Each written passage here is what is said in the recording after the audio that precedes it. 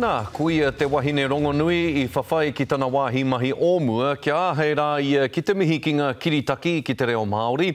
Toru te kautau kua hipa I te rongonuitanga o Neida Glavish mo tana mihi reo Māori kia ora ki te hunga whakapā ki tōna wāhi mahi. Hei tāna a hakua kua mutu te wiki o te reo Māori.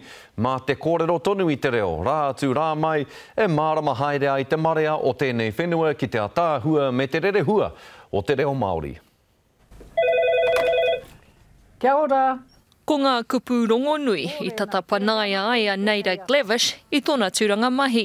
E iua marama e totohe atu ana rā ki aku pōhi, te rawa. Te iua marama pēnei te mea e tatari atu ana kia whānau mai tētahi āhuatanga ko whiwhi e tātou I te wānei. Kia ora, Tolls here.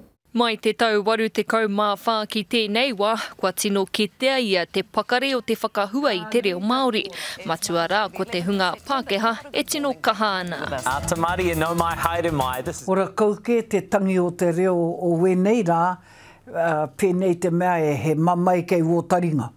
Engari te puta o te reo o te rānei, e tino uana te wairua ngākau a te tangata e kororohi atu ana. Ko te mea pai hoki ki aia, ko ngā āhuatanga ka puta I roto I te tangi o te reo. E hara ana ki te reo kōrero noiho. Pai atu kia hau, kia kanga ngiau I roto I te reo tauiwi, I te riri I roto I te reo Māori.